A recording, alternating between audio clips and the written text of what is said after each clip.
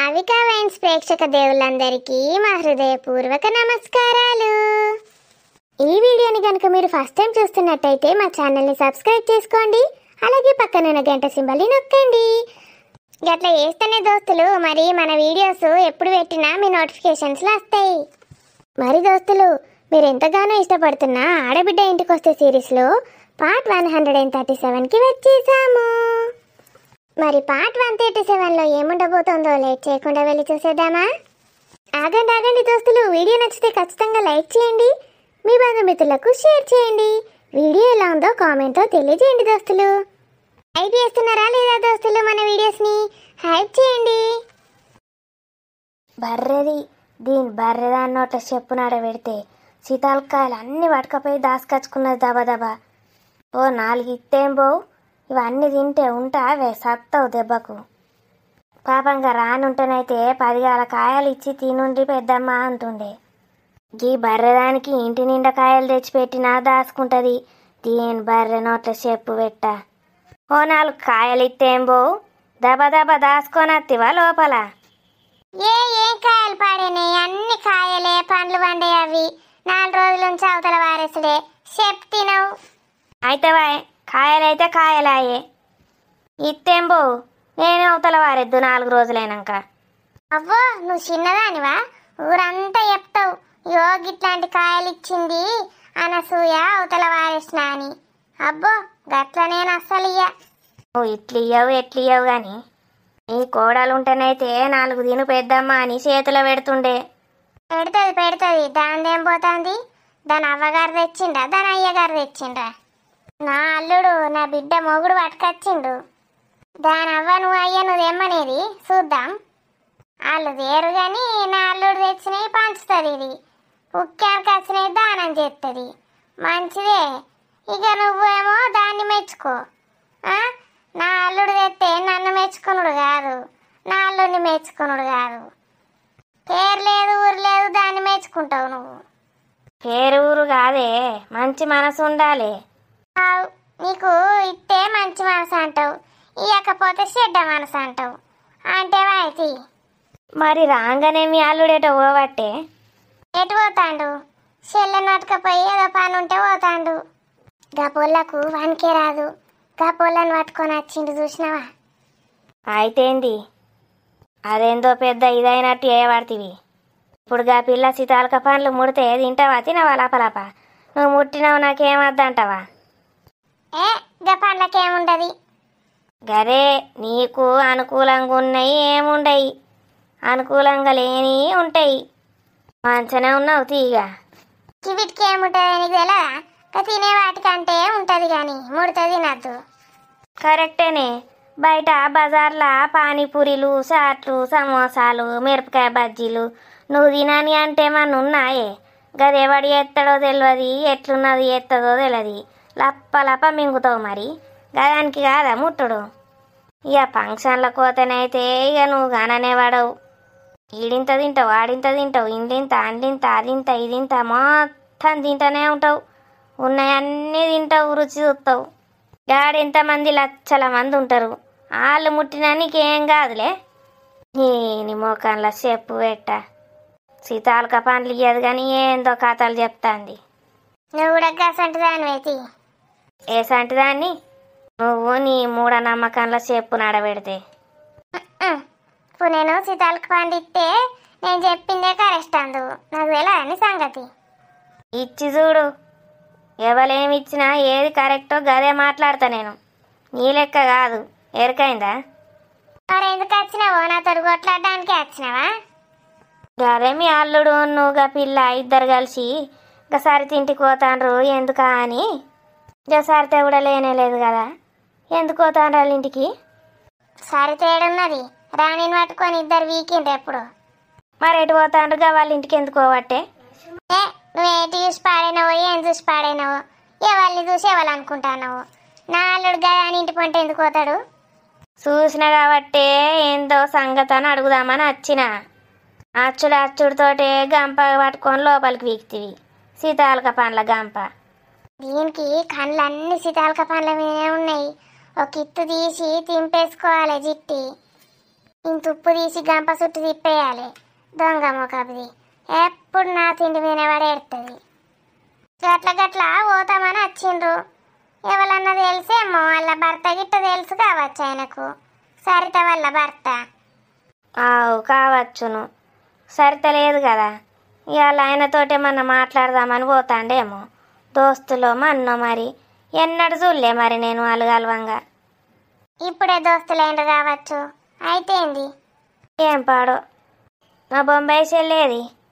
ఇక వచ్చింది బొంబాయి చెల్లె అని మళ్ళీ ఊపుకుంటూ వస్తున్నావా రోజు? మరి నా చెల్లెని చూసుటకు నేను వస్తాన్నా, నీదేం పోతాంది ముల్లే? ఏంటియో సర్టిఫికెట్లు పోస్ట్ చేయన్నట వాళ్ళ మొగునికి. రాజును పట్టుకొని పోయింది పోస్ట్ చేయడానికి. ఓ గటు పోయిందా? లేటే అవుతుందిలే. లేట్ ఎందుకు అవుతుంది? గిన్నె పాడాయి పోస్ట్ ఆఫీసు. 5 నిమిషాల టిక్కున పోయి టక్కున వస్తారు. ఒక్కతే పోవచ్చు కదా, పోదు. నా కొడుకుని ఎంబడేసుకొని పోతుంది ఎప్పుడు చూడు. ఆమెకు అల్లుడంటే పేముండొచ్చు, మేనల్లుడాయే. నీ లెక్కనే ఉంటారా పేమలేక? పోతేవాయే. నా కొడుకును బుట్టలు వేసుకోవడానికి తిరుగుతుంది. నీకేం తెలుసు? చిన్నప్పటి సంది నా కొడుకు నా మీద ఎన్ని చెప్తుండేనో సాడీలు. మీ అవ్వ మంచిది కాదు, మీ అవ్వ గిట్లా, మీ అవ్వ గట్లా అని. కరెక్టే చెప్పింది మరి. అది నువ్వు మంచిదానివానే, బద్మాసు దానివి అని ఎప్పుడు అంటది. అవునా, గట్లా చెప్తుందా? మరి మా అత్తను ఇది ఈ బొంబాయిది ఎప్పుడు నా మీద సాడీలు చెప్పుడే. ఇక పోరానికి గట్లా చెప్తే ఎట్లా తయారవుతాడు? ఇప్పుడు నన్ను దేకనే దేకడు. గంత మంచి అమ్మ అమ్మ అని గంత మంచిగా చూసుకుంటాడు కానీ నిన్ను గట్లన్న పడుతుంది ఇక పిల్లగాన్ని. చూసుకున్నాడు తీ. అత్త అత్తే సొల్లు ఎట్లా కారుతాడు చూడు, అత్త అత్త అని దాన్ని పట్టుకొని. నాతోటి ఎప్పుడన్నా గట్లుంటాడా? నువ్వు కూడా గట్లుండు. అల్లుని ఎట్లా చూసుకుంటుందో నీ కొడుకుని గట్లా చూసుకో. అప్పుడు అమ్మ అమ్మ నీ దగ్గర కూడా వస్తాడు. నువ్వు కనుక చెప్పినావు తీగ. నువ్వు ఎడ్డమంటే ఎడ్డమనాలి, తెడ్డమంటే తెడ్డమనాలి. అప్పుడే ఇంత సాయ నీళ్ళు పోస్తావు. నీకు కొంచెం అపోజిట్ మాట్లాడినా సాయ నీళ్ళు కాదు కదా, నీళ్ళ బొట్టు కూడా పోయావు. మరి నీకు తెలుసు కానీ తెలిసి కూడా గట్లా చేస్తావు. ఏమప్పో నేను పోతాన్నా. అయ్యో మీ బొంబాయి చెల్లి వచ్చేదాకా ఉండవా? రేపత్తతి మళ్ళా. ఇవాళ గా పిల్లగాంది బర్త్డే ఉన్నది. మంచి బర్త్డేలే నీ బర్త్డేలు పాడుగాను. నీకేం పుడుతుంది నేను పోతే? చిన్న పొరగాన్లు పోయినట్టు బర్త్డేలకు పోబడుతుంది. ఆవు నీకెన్నడన్నా కేక్ బద్ద పట్టుకొస్తే అగడు పట్టినట్టే తింటావు కదా. ఎన్నడన్నా చూసిందా లేదా ఇది కేక్ అన్నట్టు తింటుంది. నన్నేమో మాటలు అంటది. తినడానికే పోతాను కానీ పాప. నేను తినడానికే పోతానో ఎరగడానికి పోతానో నీకెందుకే? దీని బర్రె ముఖంలో చెప్పు నాడబెడితే బర్రె ముఖంది బర్రె కూసున్నది సోపాల. ఇప్పుడు నేను పోవంగానే సీతాలక పండ్లు తింటుంది లప్ప లప్ప. గింజలన్న తీసి ఉంచుతుందో అవి కూడా గుటుక్కు గుటుక్కు అని మింగుతుందో. అబ్బా పీకుతాంది. అందరు వీకెండ్ సీతాలక పండ్లు తిందామంటే గిరాచి కూర్చున్నది. ఇక తొందర తినాలి, మళ్ళా బొంబాయి వస్తుంది. ఏం చేస్తున్నావే మమ్మీ?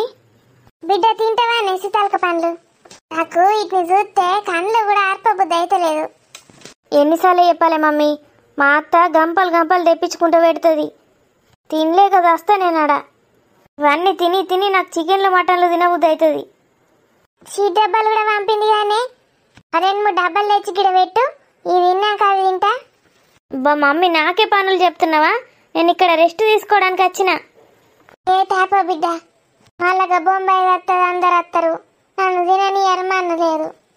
నీకు కూడా తినబుద్ధి అయితే ఒక డబ్బా తెచ్చుకో, మళ్ళీ నా డబ్బాలకి వెళ్ళి అడగకు.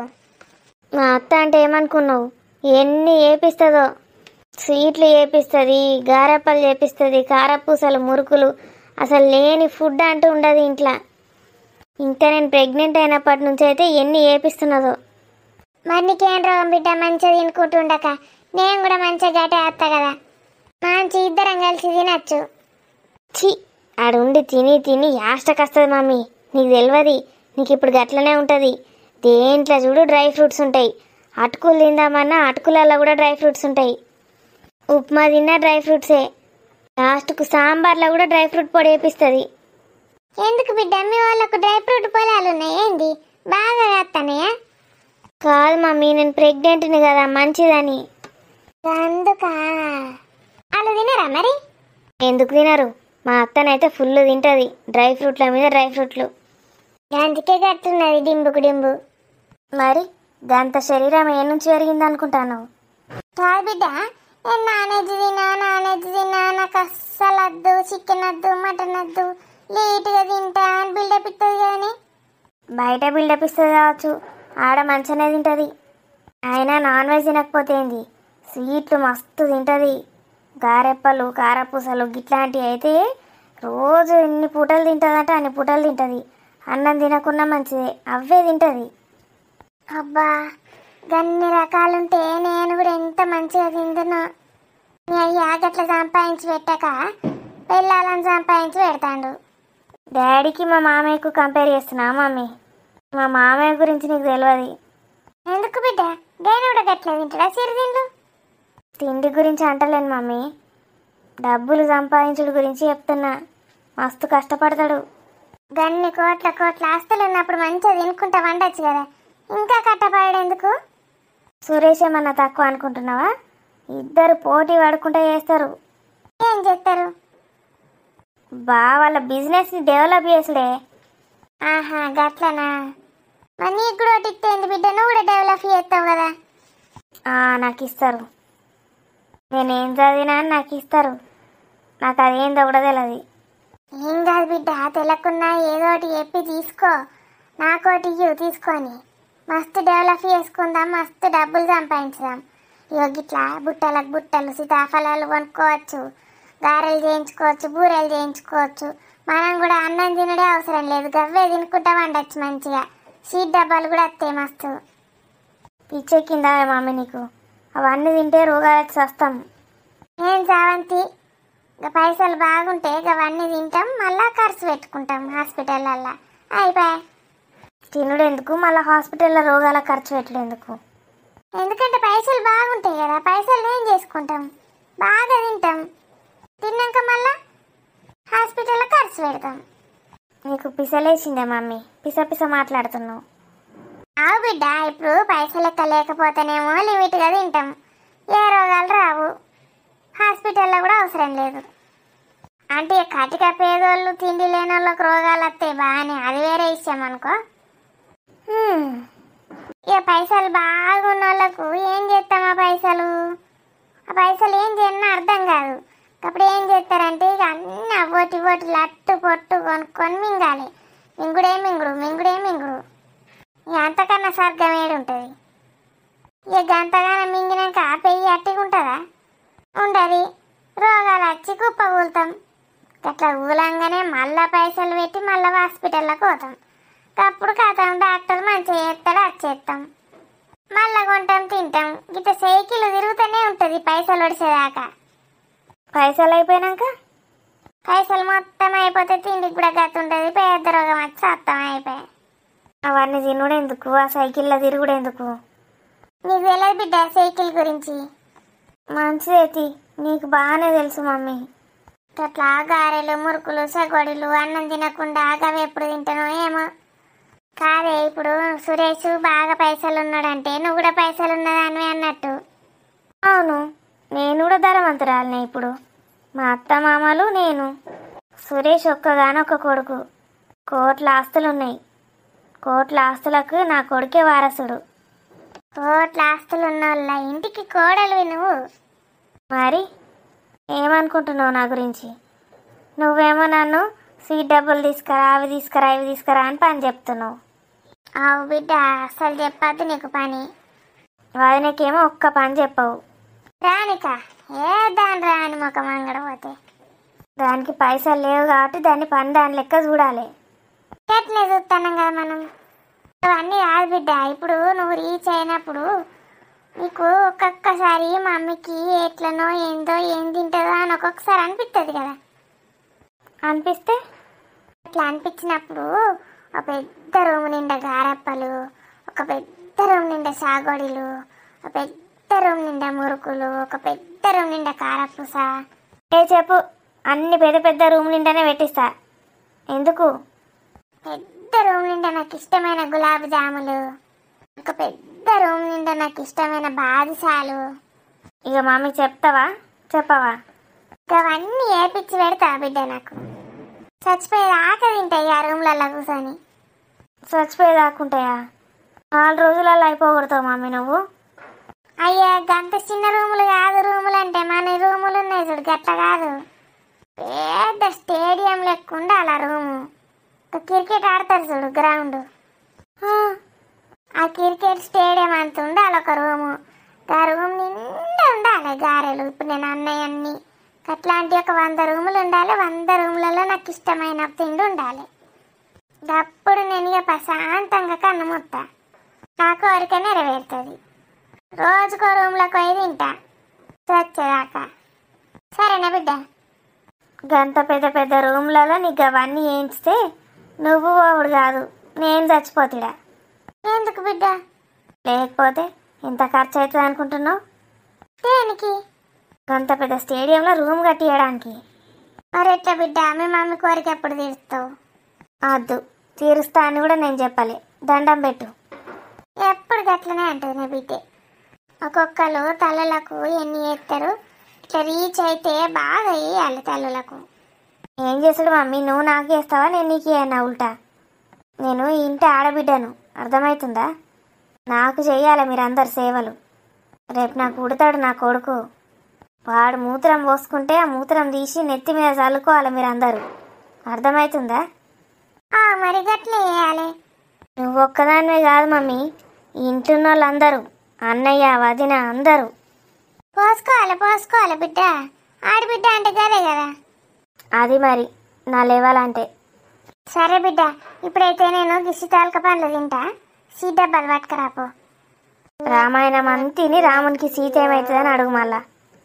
నువ్వైతే సురేష్ రాగానే సినిమాకి పట్టుకపో, లేకపోతే ఇక బొమ్మాయిది ఏమో ఏమో చెప్తాంది గనకు, ముచ్చట్ల మీద ముచ్చట్లు పెడతాండ్రు. అవును మమ్మీ, నేనైతే మర్చిపోయినా, థ్యాంక్ యూ గుర్తు చేసినావు. అందరు ఎటు వేండు కట్టగట్టుకొని ఇల్లంతా ఖాళీ ఉంది. బొంబాయి మీ అన్న ఇద్దరు కలిసి పోతే ఆఫీస్కి పోయిండ్రు. అని మొగుడేమో చెల్లెని పట్టుకొని ఎటు తిరుగుతాండో ఏమో, ఇక పోసి వచ్చి సరితింటికి పోతాండని చెప్తాంది. మరి సరితింటికా? దానికి పిసనో దత్తరమో తెలియదు కానీ అదైతే గట్ల చెప్తాంది. అది గట్ల వట్టి చెప్పదు బిడ్డ, చూసేస్తేనే చెప్తుంది నమ్ముతే. అయినా సరితింటికి ఏం పని? సరిత కూడా లేదు కదా. సరితేడున్నది, మొన్న అది ఇది ఇద్దరు కలిసి వీకనే వీకిరి. మరి వాళ్ళ ఇంటికి ఎందుకు పోయిండు? సరిత మొగుడు గిట్ట తెలిసేయింది మీ సారుకు. ఏమో మమ్మీ, వాళ్ళిద్దరు మాట్లాడుకున్నప్పుడు నేను ఎప్పుడు చూడలే. మరి ఇంకెక్కడికి పోయిండో, ఈ పోసి ఏం చూసిందో ఏమో. కదా బిడ్డ, నేను కూడా కదే అన్న. అది ఎప్పుడు ఏం చూసి వాగుతుందో దానికి తెలియదు. కళ్ళు గిట్ట తాగిందమ్మా అన్న ముసలిది. ఖర్చులు బాగా అవుతున్నాయి, పనేమో ఎక్కువ అవుతుంది. ఇంట్లో లేవని సరిత తిడుతుంది. ఆఫీస్కి పోకపోతేనేమో జీతం రాదు.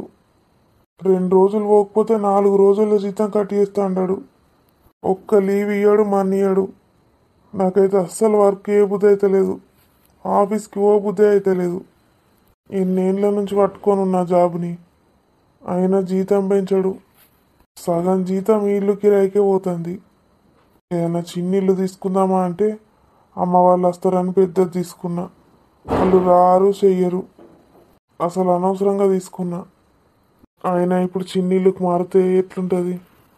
అసలే రేపు పాపనో బాబనో వస్తారు, వాళ్ళని చూసుకోవడానికి బంధువులు కూడా వస్తారు. సరిత వాళ్ళ అమ్మ అవుతుంటుంది, వాళ్ళ అక్కలు చెల్లెళ్ళు ఎవరు వచ్చినా వాళ్ళందరూ నడుచుకోవాలి.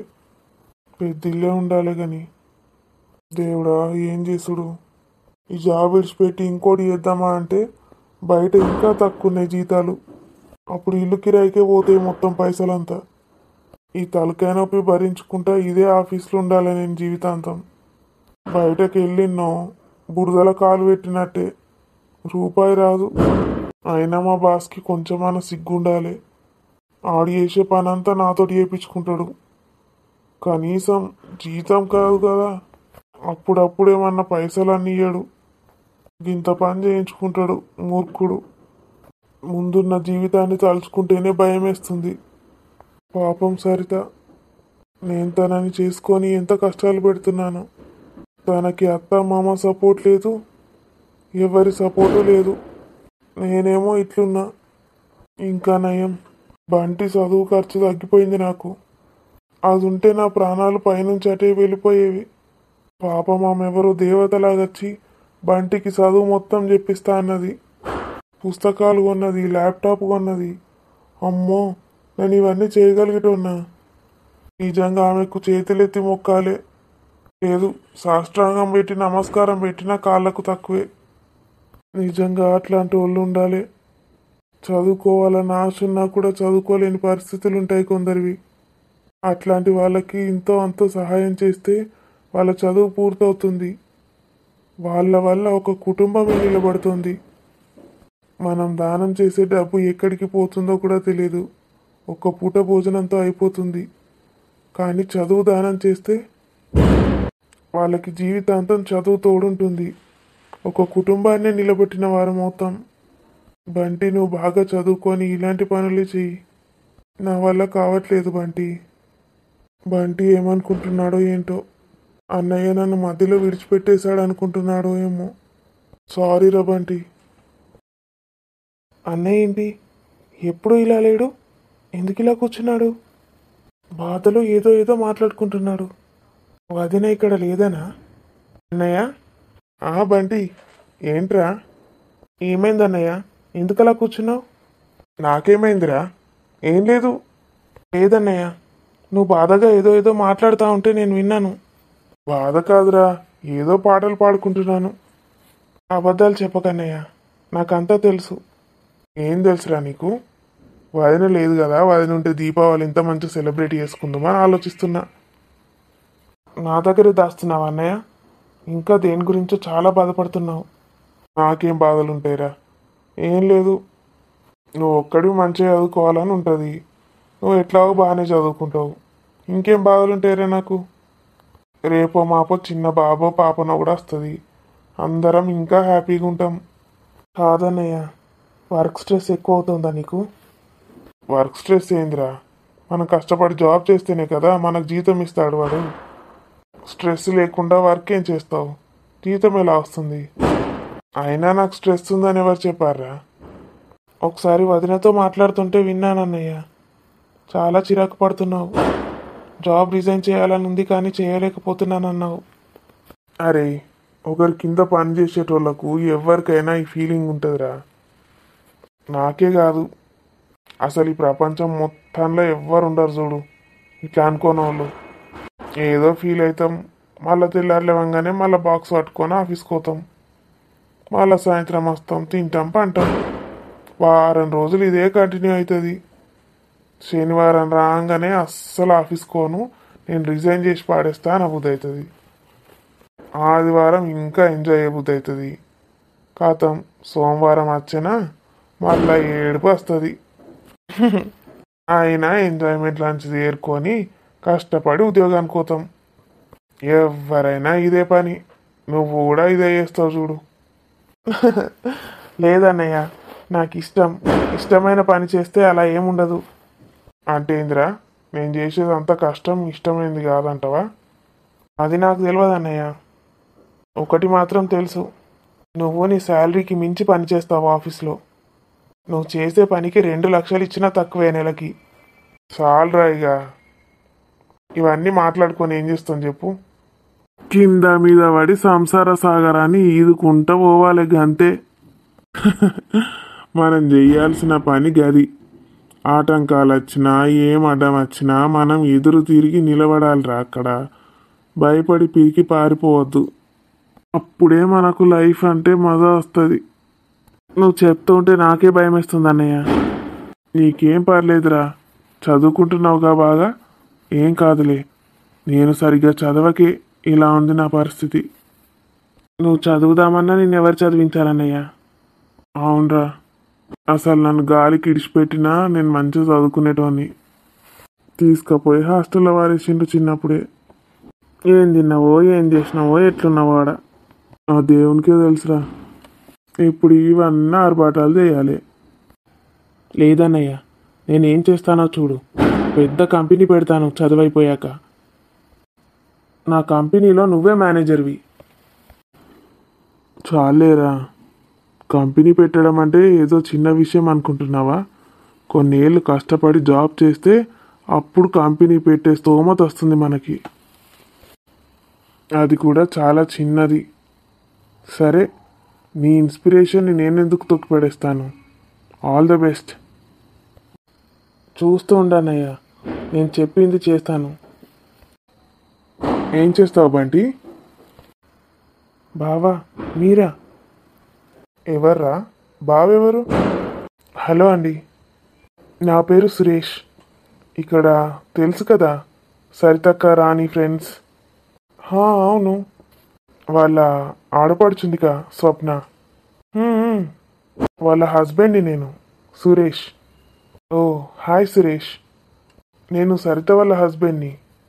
నా పేరు Sharath. Hi Sharath, glad to meet you.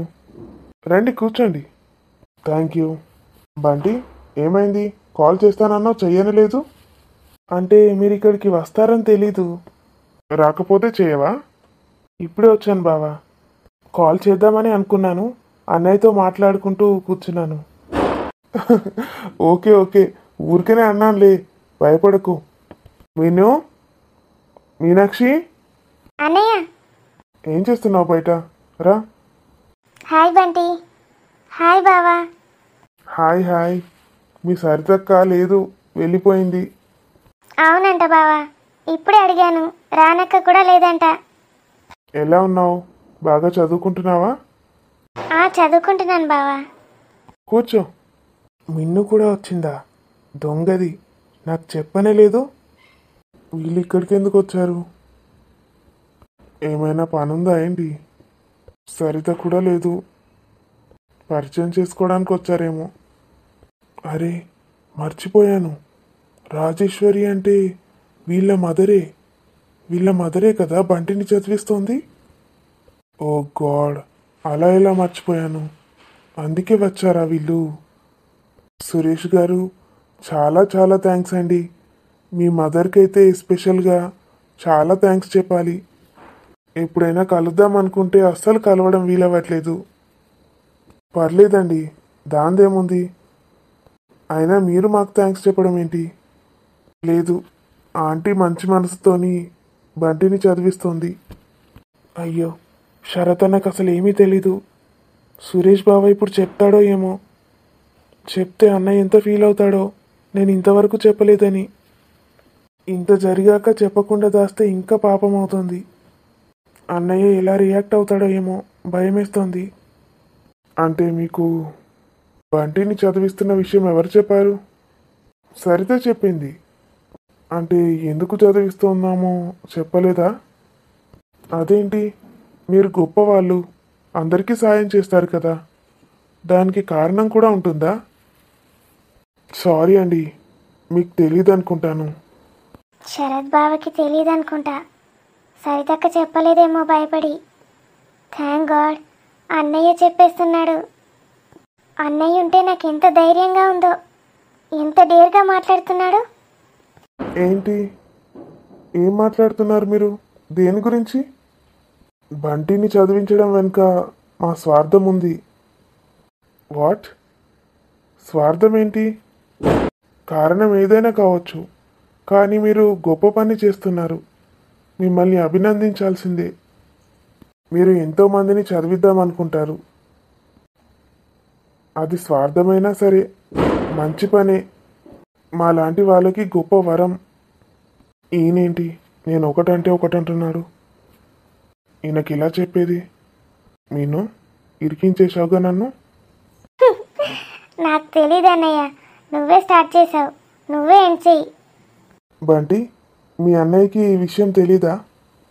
తెలీదు బావా, నువ్వేంటి నన్ను ఇరికిస్తున్నావు? ఏం పర్లేదులే, మాట్లాడదాం.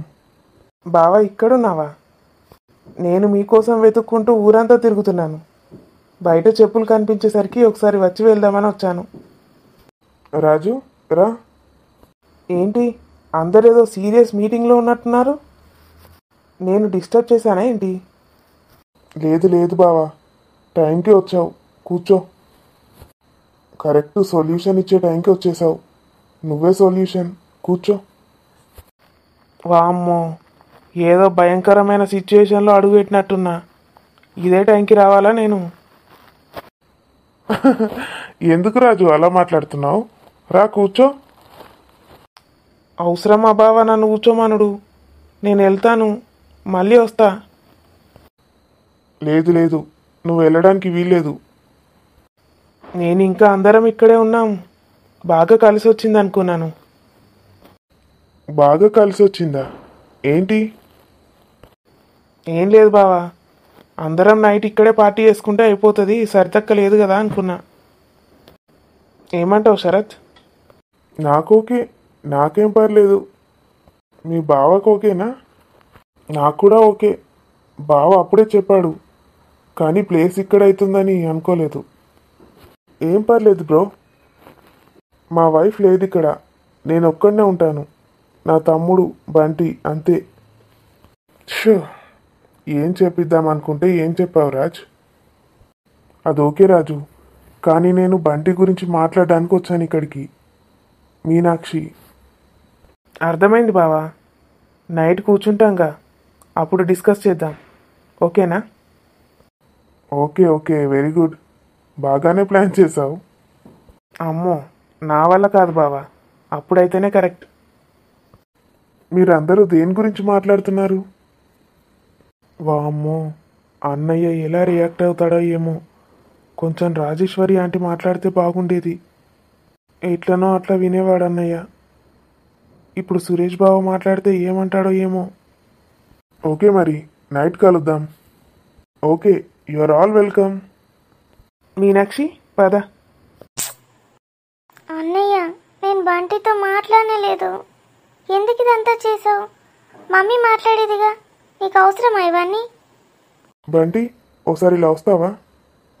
వస్తాను బావా. ఎట్లున్నాయి దోస్తులు మన వీడియో నచ్చితే ఖచ్చితంగా లైక్ చేయండి. మరి తర్వాత ఏం జరగబోతుందో రేపటి ఎపిసోడ్లో చూసేద్దాం. అంతవరకు సెలవా మరి. Bye bye. దోస్తులు, వీడియో నచ్చితే లైక్ చేయడం మర్చిపోకండి.